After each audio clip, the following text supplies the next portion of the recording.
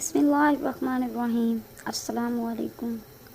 زندگی آسان کر دینے والے ٹوٹکے، ایسے ٹوٹکے جو آپ کی زندگی کو آسان کر دیں۔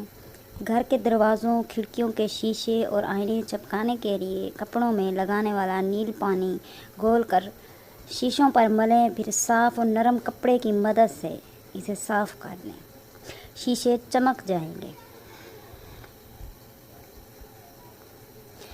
پالک، میتھی اور سرسوں کے ساگ کی کڑواہٹ دور کرنے کے لیے دھونے کے بعد کسی بڑے برتن میں پانی بھر کر اس میں 1 چمچ چائے کا ہلدی ڈالیں اور پالک، میتھی یا سرسوں کو اس میں بھگو دیں۔ سونے کی چین میں گرہ لگ جائے تو اس پر تھوڑا سا ٹالکم پاؤڈر چھڑک دیں۔ اگر آپ کی انگلی میں انگوٹھی پھنس جائے تو اسے اتارنے کے لیے انگوٹھی والا ہاتھ برف کے ٹھنڈے پانی میں بھگوئیں۔ ایسا کرنے سے انگلی سکڑ جائے گی اور انگوٹھی آسانی سے اتاری جا سکے گی۔ اگر آپ کے دانت کھٹے ہو جائیں تو بادام کھائیں، اس سے دانتوں کی کھٹاس دور ہو جائے گی۔ گھر کے دروازے، کھڑکیوں کے شیشے اور آئینے چمکانے کے لیے کپڑوں میں لگانے والا نیل پانی گھول کر شیشوں پر ملیں، پھر صاف اور نرم کپڑے کی مدد سے اسے صاف کر لیں، شیشے چمک جائیں گے۔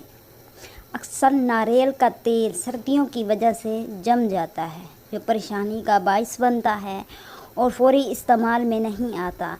اگر ناریل کے تیل میں 8 سے 10 قطرے کیسٹر آئل کے قطرے ملا دیے جائیں تو تیل نہیں جمے گا۔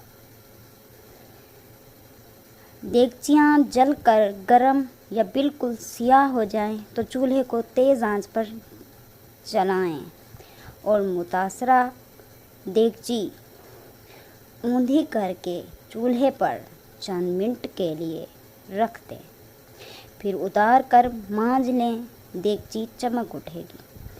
گرم دودھ میں دہی کا جھاگ لگاتے وقت 2 عدد ہری مرچیں درمیان میں لمبائی کے رخ میں کاٹ کر دودھ میں شامل کر دیں۔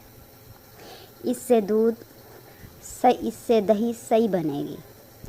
کیک یا پیسٹری وغیرہ جو گھر میں بنائے جاتے ہیں، ان میں کشمش ڈالی جاتی ہے اور وہ اکثر نیچے بیٹھ جاتی ہیں، اس لیے جب کیک میں کشمش ڈالی جائے تو گری، بادام، پستہ وغیرہ کو خشک